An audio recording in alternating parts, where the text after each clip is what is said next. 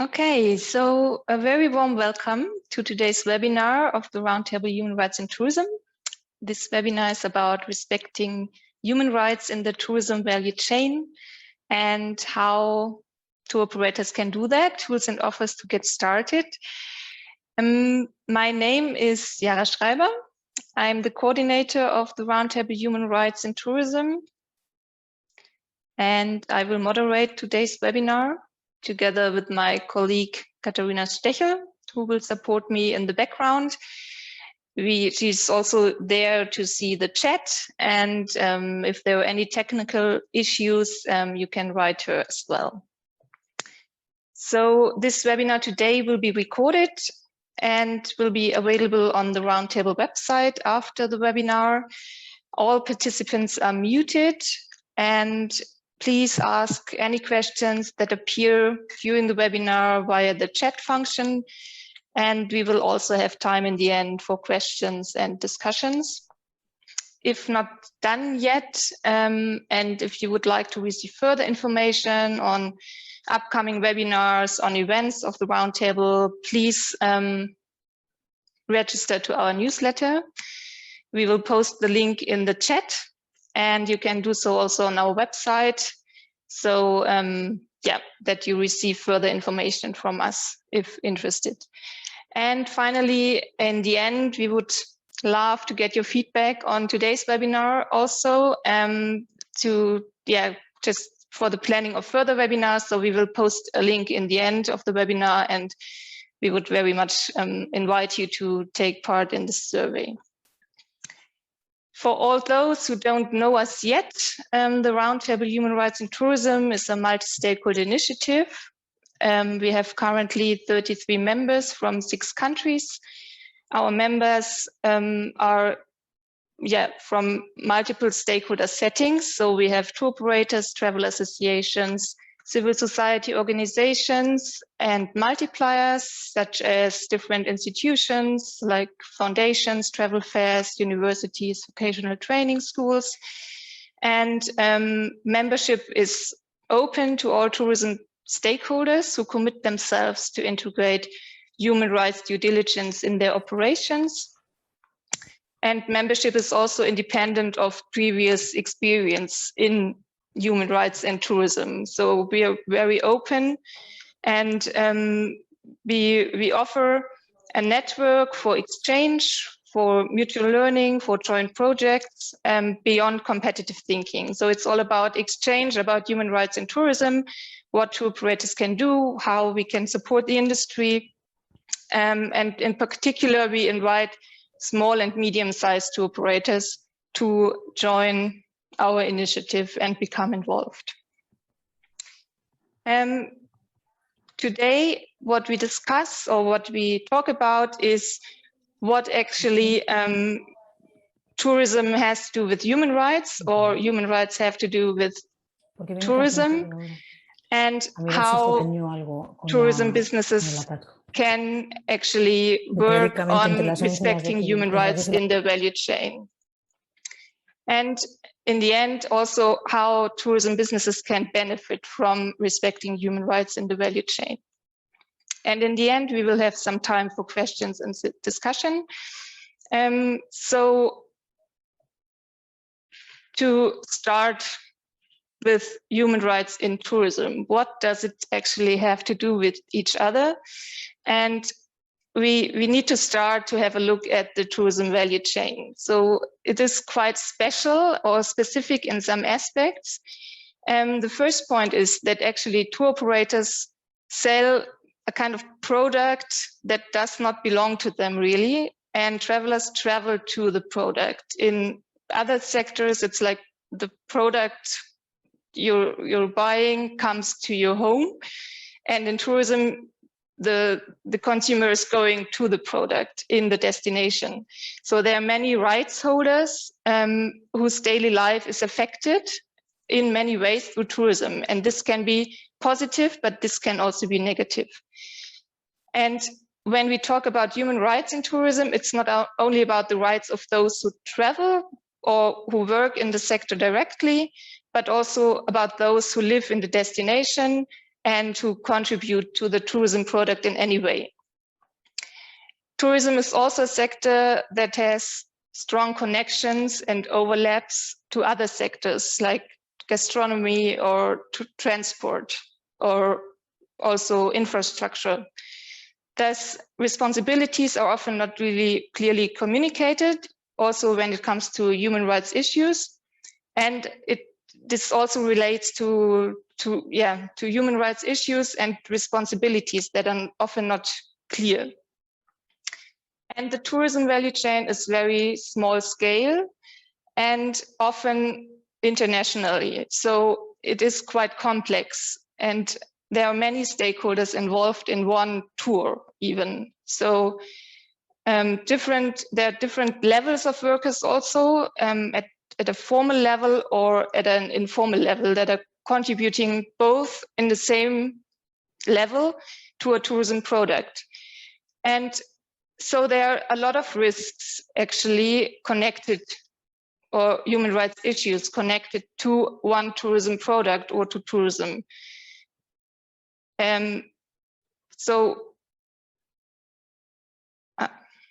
These are the tourism risks. To name only two as an example, the right to participation, which is also somehow often connected to land right issues. According to the Universal Declaration of Human Rights, local communities have the right to be informed about their government's development plans.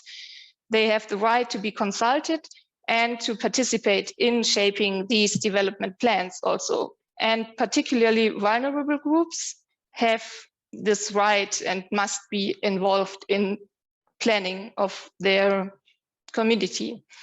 But in reality, tourism often takes place in special economic zones. There's high leakage without participation of local people. Often there's also high corruption in many countries, and this is also regarding tourism development. A lot of times people are demolished for tourism projects, especially at coastal areas. This is quite not a normal case, but it happens a lot of times because actually the coasts are only 2% of the Earth's surface. At the same time, there are already 10% of the world's population living there, and 50% of all tourism that takes place worldwide is at coastal zones. So this also leads to over-tourism at certain places, but it also leads to a lot of pressure for local communities with regard to land rights and with regard to, for example, beaches at hotels, hotel development, and leading to fishers who lose their access to the beaches, for example. And another example would be working conditions, which is also a really vast topic, also in tourism. There is a lot of issues with trade union membership for example, hotel staff that lose their jobs or are under pressure if they are joining unions to fight for better working conditions. A lot of times people work only in seasonal contracts or without any contracts at all. And there is little social security. The living wage topic is also connected to tourism.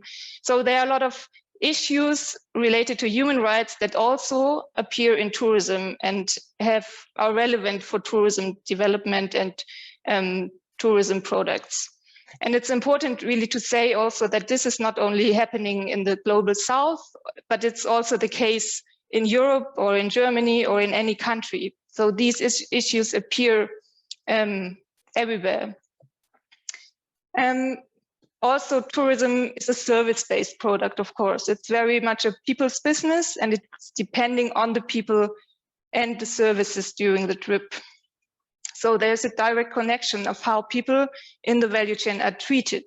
And there is also a clear business case to treat people well in your value chain and to mitigate or to minimize violations of human rights.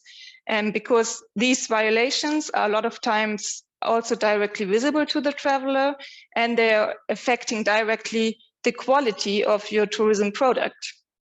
So, for example, if hotel staff is not treated fair or have bad working conditions, this might also lead to rooms that are not cleaned well, or staff that is exhausted and in a bad mood when meeting you on the floor. So, and there's also a security issue in it, because if driving personnel is not having proper breaks or bad working conditions, this is directly leading to security issues for your travelers who's going with the bus or with the transport that they booked via your tour operator. So human rights and the respect for people in the value chain are very relevant for tourism, and there's a strong business case for tour operators. And it's also that if there is respect for human rights in the value chain and for your suppliers, this also supports long-term relationships, of course, and contracts that lead to resilient supply chains. And one more thing that I would like to shortly add here is that there's a very strong correlation of human rights and sustainable development.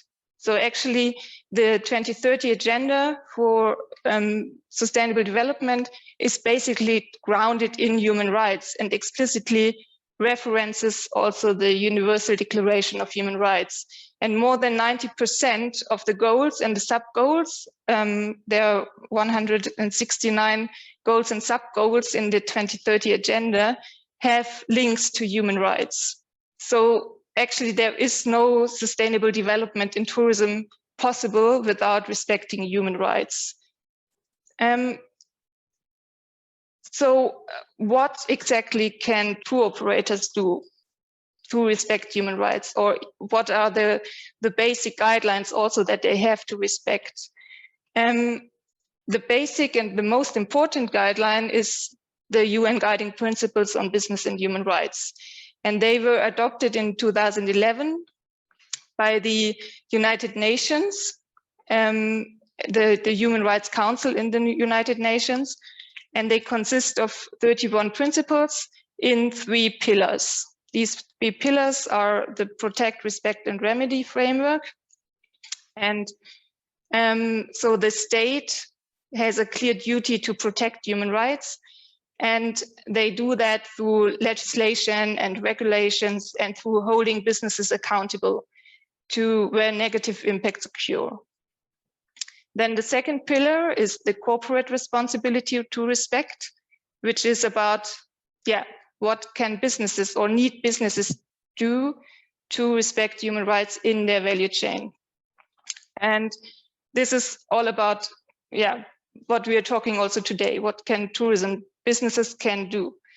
And the third pillar is referencing to the first and the second pillar, and is about the access to remedy. So it declares that anyone who has been harmed as a result of business activity should be able to get access to effective remedy.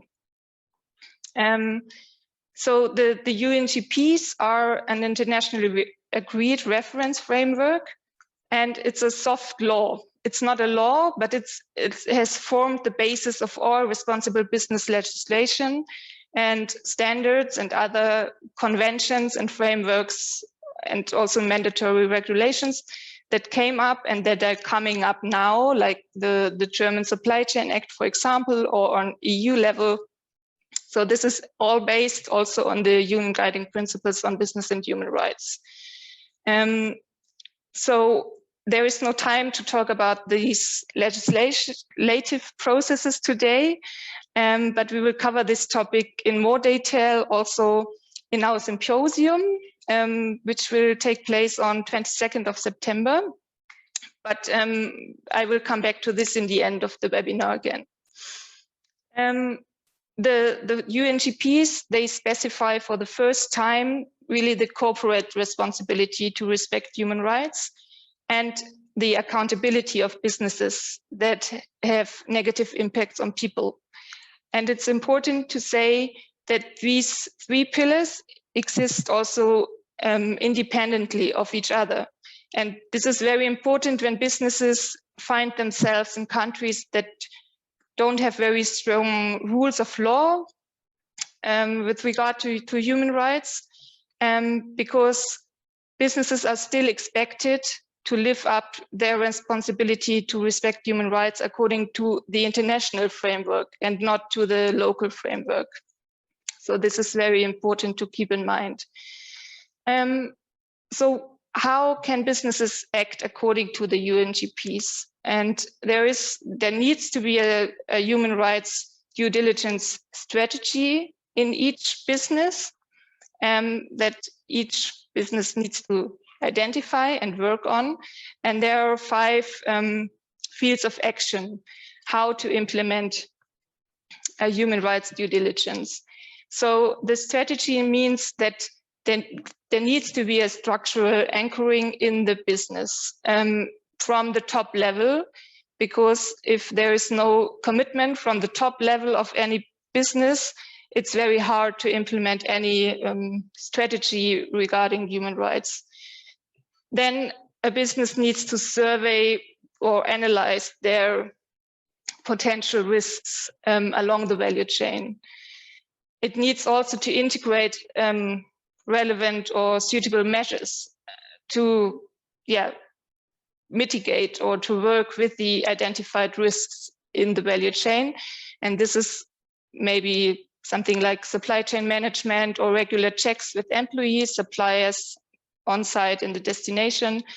I will come to this again. Then there needs to be remedy mechanisms or grievance mechanisms, any systematic establishment of a reporting office or a corresponding process, an internal process, how to handle complaints of affected parties internally or also externally. And there needs to be a reporting on the process in all of the fields. So these fields are closely interlinked and they require constant adjustment during the implementation. So it's really a process. It's not something that you do once and then it's fixed. So you'd always continue with this process. And all of these 4 fields are necessary for strategic implementation. So it's not that important where to start, but it's important that you really have a look at all of these fields. For the tourism industry, the Roundtable Human Rights in Tourism aims to support businesses to find their individual way for human rights due diligence according to the UN guiding principles of business and human rights. So we are the initiative for the tourism sector to support your way to respecting human rights and to act according to the UN guiding principles. We developed guidelines on different topics. For example, a general management guideline on human rights in tourism, which very much refers to the UNGPs, shows the whole process to implement according to these 5 fields of action. We developed a guideline for tourism in fragile or post-conflict countries, what to observe and keep in mind when offering tours in those fragile contexts with little human rights frameworks in place. So there's, what do we have to keep in mind, especially in those countries? And we developed one guideline for managing human rights aspects when working with driving personnel and how to make sure that to have processes in place to ensure human rights for your drivers and suppliers in transportations in destinations. We also offer or put on our website a resource center, which is found under the menu point, what we do. And there's a lot of information and support out there regarding human rights in tourism and human rights due diligence. So what we try is to just bring this together to on our website and create a resource center which is filled with information, with relevant studies, articles, tools, information that is relevant for tourism businesses. So if you have any interesting resources out there, you're very welcome also to send it to us, and we will put it in the resource center. And of course, you're very welcome to use this resource center. There's a search function, and you find keywords on different human rights aspects. Then we developed an online tool, which we call Get Started, which is also freely available on our website. This is an online tool that we developed together with our members, because very frequently we received the question, okay, how can I start as a small tour operator? I'm at the very beginning. I want to get to know my human rights related risks, but I don't know where to start. So what we did is to provide a starting point and to work with 6 human rights areas or topics that we worked out. This is labor rights, women's rights, children's rights, community impact, modern slavery, and customers' rights. And it's based on the value chain, on the tourism value chain. So you can click on each of the value chain elements and you find so-called risk cards on these human rights issues, and an explanation how this risk is connected to, for example, accommodation. There is a color coding. You see there are red cards and orange cards. So this is a default setting that we already put in there to support you to find the most severe risks. So there's a methodology behind it, according to the scope, the scale, and the irremediability of each risk. And I will come to this shortly later, but this is very much a support for you to see which risks are the most severe in this field or in this value chain element. And it's very important. This is, it's not a one fix for all solution, because each company and each business has different products and a very individual supply chain, of course. So you can click through this tool and you can select and have a closer look at elements and decide if these risks are really relevant for what you offer. And the relevant risks can also be selected and saved. So there is also, you can click on learn more for each risk card, and you get a more detailed description of the risk. You find case studies, examples, and further links to each of these risks. And you also find first suggested measures, how to work and mitigate these risks, and that you can take. For the first steps that we integrated in this tool, these are kind of quick wins. So there are maybe some measures that you can implement immediately as a tour operator, and that maybe are also possible to integrate in existing policies or frameworks of trainings that you already have. So you don't have to invent the wheel new again.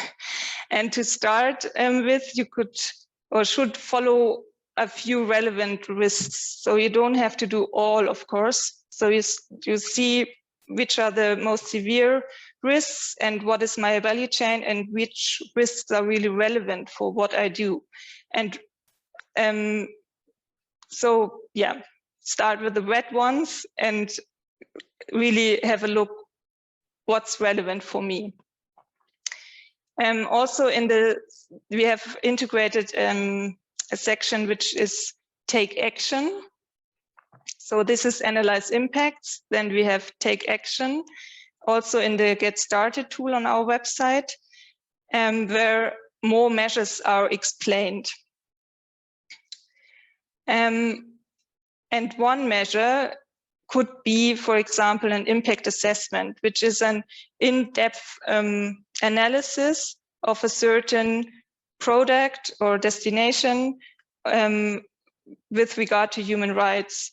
So this is really for areas where you identified salient human rights risks in your value chain, then you could conduct a more in-depth impact assessment.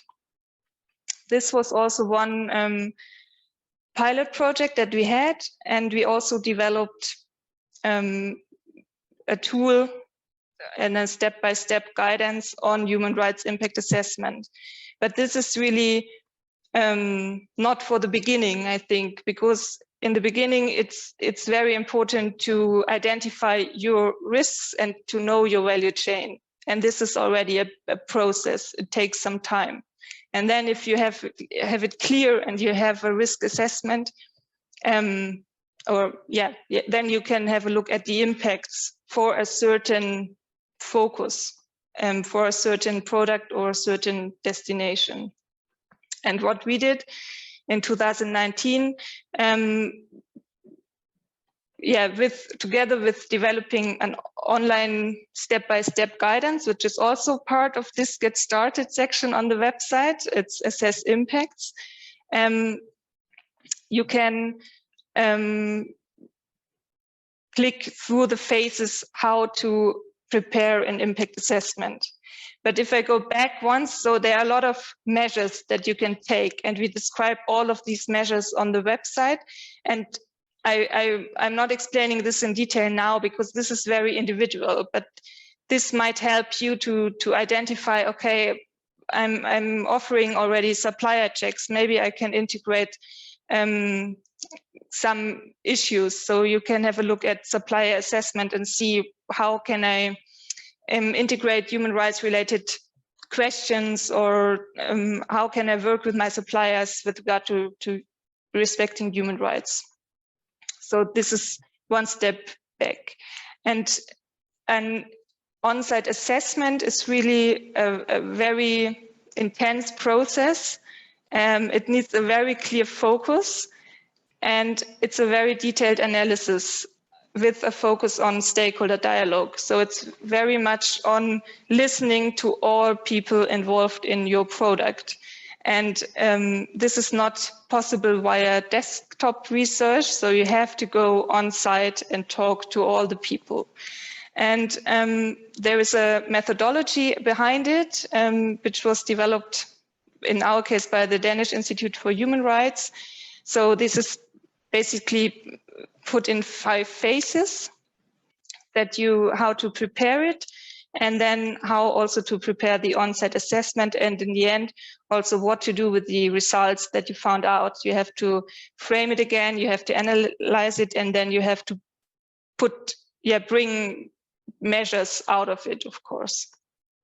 And it's very important to say that normally a small or medium-sized tour operator, it's very hard to do a proper whole human rights impact assessment for one product, because it needs a lot of time resources, and it needs a lot of personal resources also.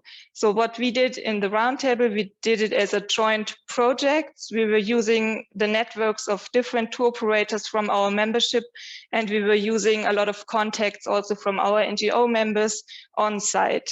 And in the end, we developed this report, which is also available on the website, which is can be used by the members, but also from the tourism industry. And we went to Thailand and Myanmar to do this. Actually, we did 2 human rights impact assessments, one in Thailand and one in Myanmar, because it was a joint project. So we had these resources to do it. But you can also use this methodology for other destinations, of course, and adapt it accordingly. And it's also important to say that everyone can use this tool, also if you're not planning a proper human rights impact assessment. There are a lot of templates in there, a lot of guidance, how to, for example, set up dialogue settings in destinations, and how to include human rights related questions on certain aspects, for example, regarding child rights or women's rights, and how to set up these processes in a trustful way, and what it needs also to protect the people who you're talking with when they talk about such sensitive issues. So you find all these templates and the guidance in this tool as well. And if you're interested, you just click through it and you can use it in a very individual way, even though you're not using all the 5 phases, for example. So the main points to summarize what businesses can do to start their human rights due diligence process is just, I think it needs to start. And there is no need to do everything from the beginning. And there is also no need to be perfect from the beginning and to be afraid somehow from this process, because in the end, it benefits everyone. And it's very important to put a focus on the risks of the people. So it's all about human rights risks for the people and not for the business, actually. So identify where business activities could impact negatively on people.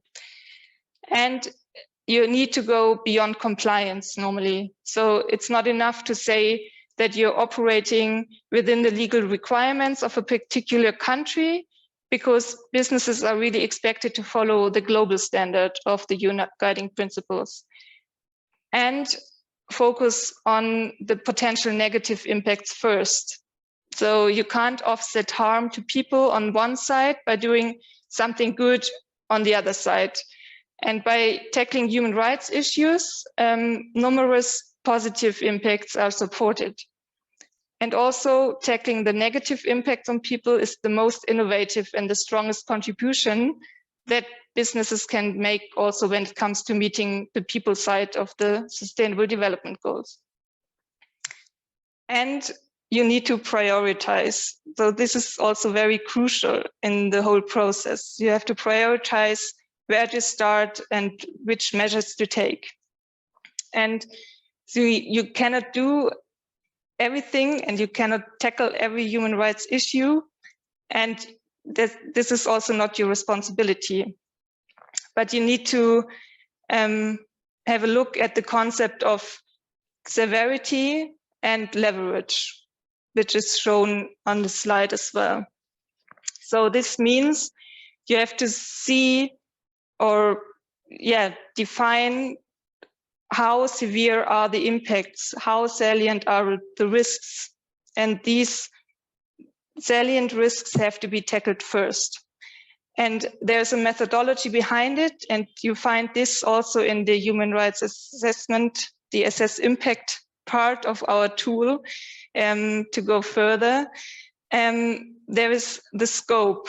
So you need to define how widespread would an impact be. For example, how many people would be affected by this risk.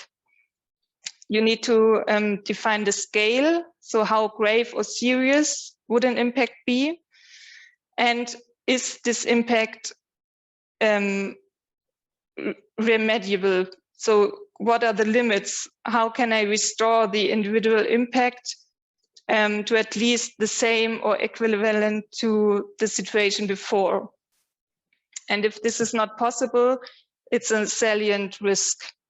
And the second layer is the leverage. So this is the degree of involvement of your business. And appropriate action will vary according to the way your company is involved in the impact. And there are 3 layers as well, or 3 levels. It's you can sometimes a company causes the impact directly. So you can also seize or prevent the impact and provide or contribute to a remedy. Then sometimes a business contributes to an impact, and this is you can seize or prevent your contribution, but you're not causing it directly.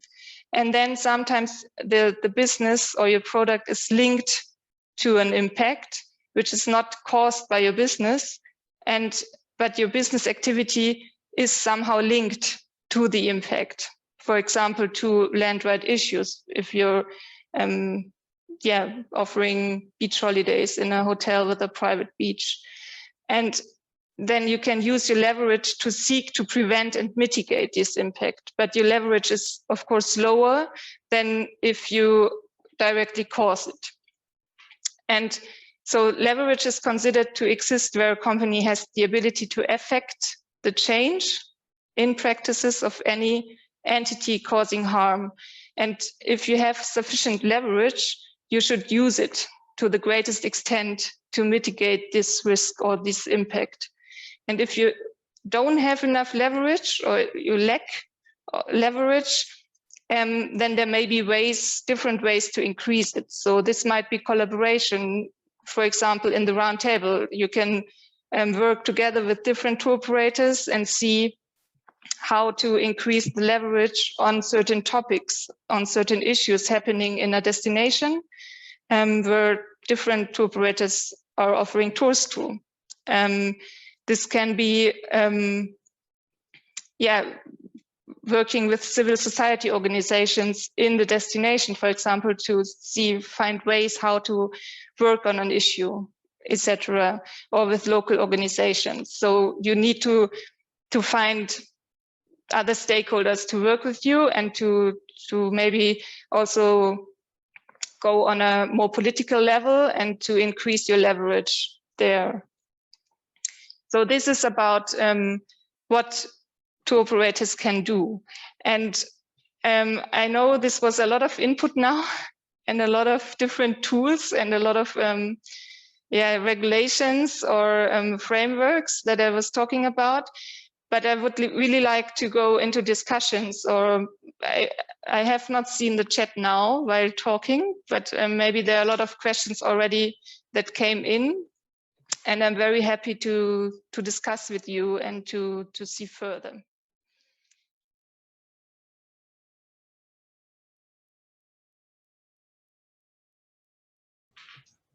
Are there any more questions or comments? I think I'm sharing once more my screen to show you the last slide, because we would like to